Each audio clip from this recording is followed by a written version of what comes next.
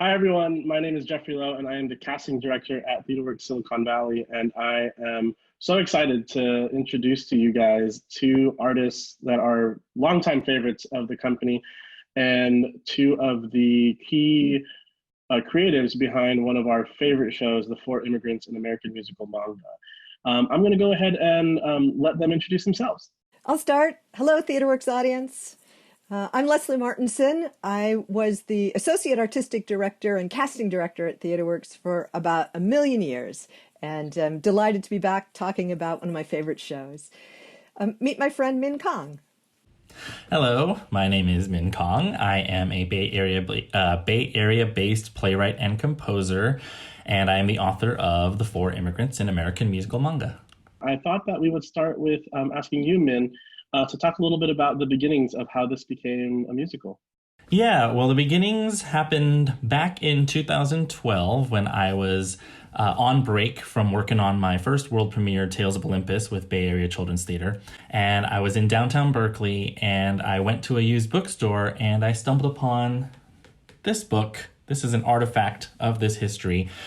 And what caught my eye was the spine, the Four Immigrants manga. And I just thought that was an interesting juxtaposition of immigrants and manga. So I pulled it out, and I was so excited to find that it's a comic strip series that features Japanese characters in San Francisco at the turn of the 20th century, drawn by this guy named Henry Kiyama and translated by Frederick L. Schott. So when I brought this home and flipped through it, I fell in love with the characters, fell in love with the journey they went on, and just knew that it had to be a musical. One of the things that I think that all of us at TheatreWorks are so proud about with the development of this piece is how it really traveled through our new works development pipeline. And Leslie, would you mind sharing a little bit about how you met Min and how this musical came to be at TheatreWorks? Min and I were paired up through a career development program as part of Theater Bay Area to work on giving him more skills on how to produce theater. And he came to me with this idea, going, well, what do you think? And I'm like, we're interested in this, and got him into the New Works Retreat, which is a real behind closed doors, just noodle through the ideas. And we took it from there. Yeah, in that first retreat, it was really getting a sense of style. Because it was an early 20th century comic strip and I had no idea how to approach that. So I did look at some old vaudeville scripts and kind of use them as a model. And the next summer it was in the New Works Festival, and then the summer after that, we had the world premiere at Lucy Stern. What we'll do is we have two numbers that we wanted to take a look at and just get your live reactions to. It's maybe been a while since you have seen it, but I wanted to throw to our video of the number Optimism.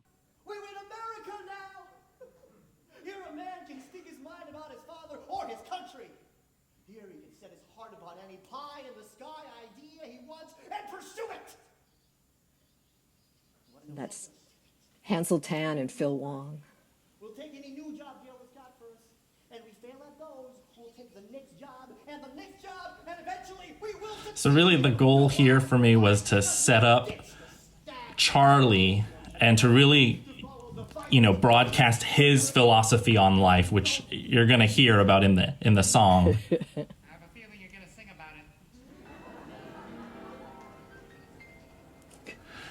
And that joke is actually something I felt I had permission to do because the original comics, sometimes the characters are actually aware they're in a comic as well. Those rolling panels behind them were to give us a comic book frame when we needed it, designed by Drew Boyce. And that's something I think was really impressive. And we talked about this, how many frames could we bring in and different kinds of frames. And I don't know if we'll see them all in this one, but there's just many different versions of that. Optimism, sheer optimism. Just optimism changed their heart to death. And that was a conversation with the choreographer Dottie Lester-White on choosing a movement to kind of signify optimism through the rest of the number. There's sort of two signature moves, and she demonstrated them. That's one. And the other is the split leap. She demonstrated them early, and I'm like, let's keep them both. Well, it has a very cartoony feel as well. When you think about cartoon characters running, their feet are usually just a jumble. It's like Wile E. Coyote. I also love Phil trying to dance badly. Phil's quite a good dancer. And I love this moment because it starts to set up Charlie and Frank as a comedic duo, which before this, you had the other two, but you really start to feel that they're a pair just with this dance. And this is Sean Fenton and James Soule, who in real life are very elegant, very good-looking men. So to have them in these schmutzy beards, just, I adore it. So this is cartoon magic at work, getting unrelated characters involved in the optimism. There's or even the more split specifically, Okay. I was going to say more specifically, very down and out characters that it shouldn't be easy to just say, be optimistic, are being pulled into this. Right, they do that magic twinkle. Oh, look, it almost worked. Yeah, It's there it Lindsay is. Oh, that's right, Hirata we and cut them. Catherine Gloria. Don't lose that rhythm, Frank. Oh, I think we're about to lose a lot more than just rhythm. Hold up! Don't Here comes Carrie Carnahan. Watch this. Optimism. And here's a rule of three. He already did it twice. Here's the third attempt. It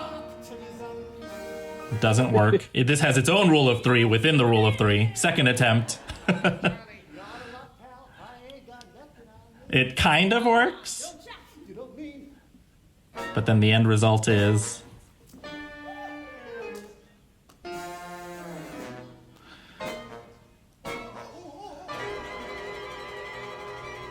And this was one of the most... Oh, go ahead.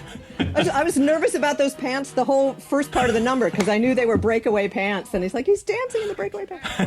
Well, I was going to say that was one of the more actually complicated moments where I had to write specific hits for all of the choreographed things that Carrie needed to do. And our amazing percussionist in the pit, Artie Storch, hitting the things. So within the song Optimism itself, there is kind of a increasing up, down, going on. So they're on the up again, is what this moment is.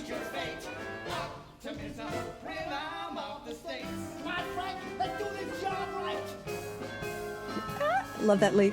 Gentlemen, please help keep house neat. Happily man with our optimistic beach.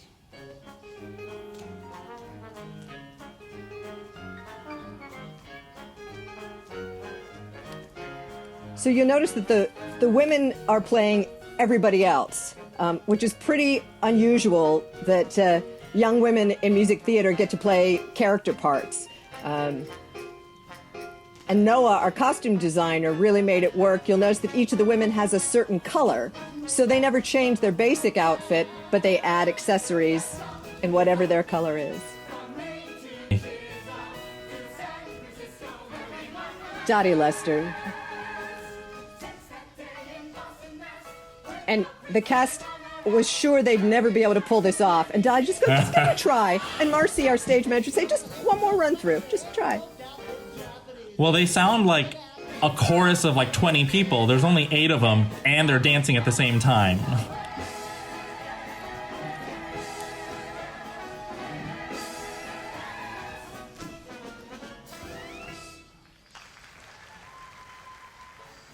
Next up, just for a sort of switch in tone to give us even more depth than we've already seen in the show, I wanted to throw to another number called Sorry Father.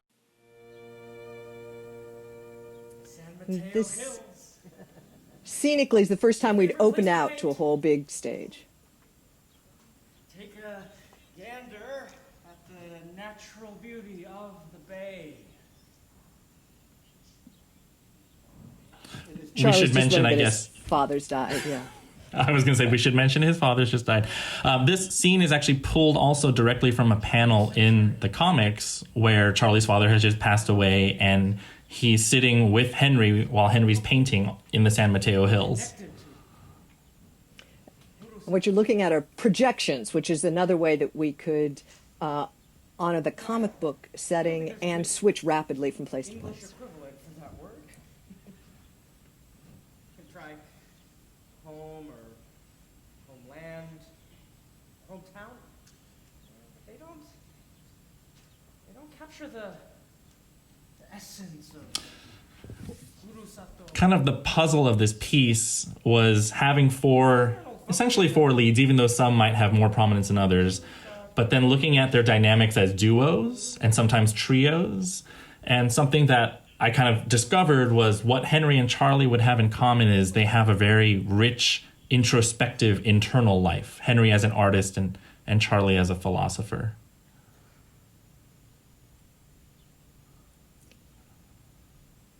My father had It becomes the nature of friendship. He can just talk. He can just share a story. word up to him might be I also think it's a contrast because Charlie is able to just say everything directly, and Henry's way of doing it is indirect, through story, through art. my dad was trying to convince me to stay. And we tracked each of those pairs. What do Henry and Charlie mean to each other? What do Charlie and Frank mean to each other? Sing it, James. What I meant was, I am not who you think I am. Sorry, Father. What I meant was, I sure wish you could understand. So in constructing this song, I was trying to find a phrase that could have different meanings. And in this case, for Henry, sorry, Father means these are all the things I should have said, but what came out was sorry, Father.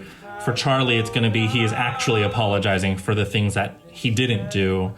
And then when we get to the end, you'll hear the third meaning.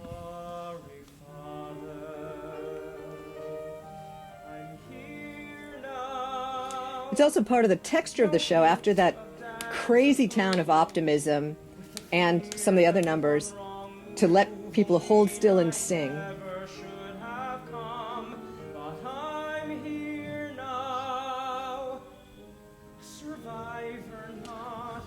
It's funny because in an early version of this song, it sounded boring, and I wanted to create some more interest, and it was bringing in some more chromatics. So you'll hear a lot of like da-na, da-na.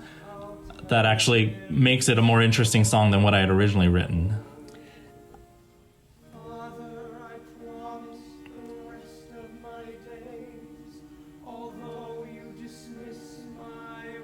And now we're back on what's coming next. There's the chromaticisms in the background.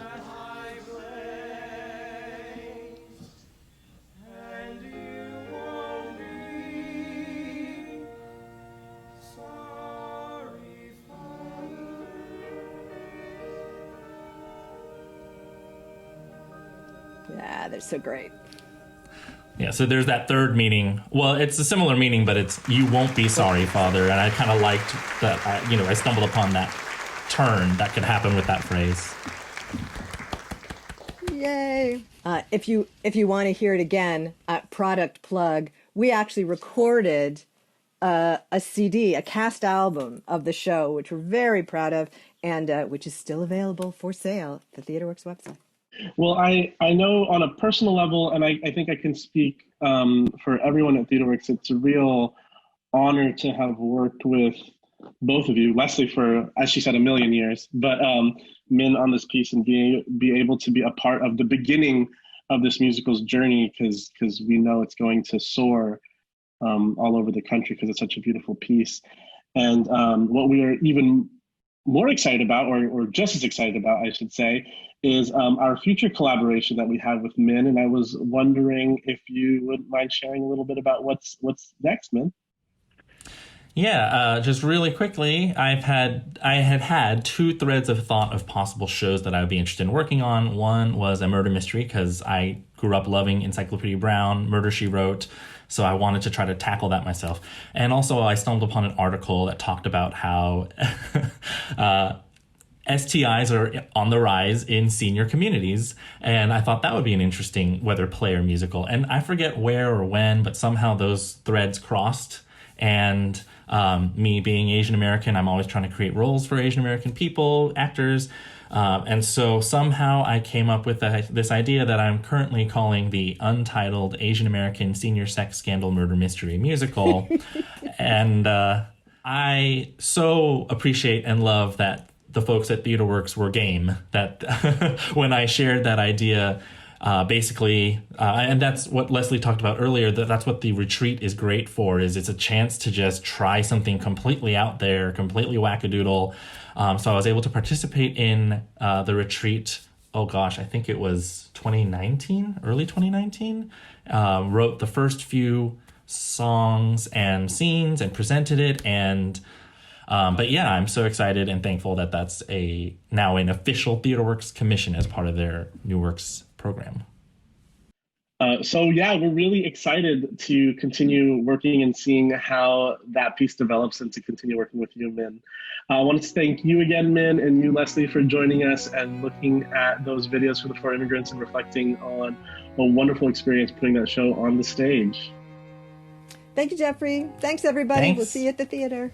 Yeah, thank you, Jeffrey. Immigrants, see the four immigrants ready to face the unknown. Those kids aren't afraid her now.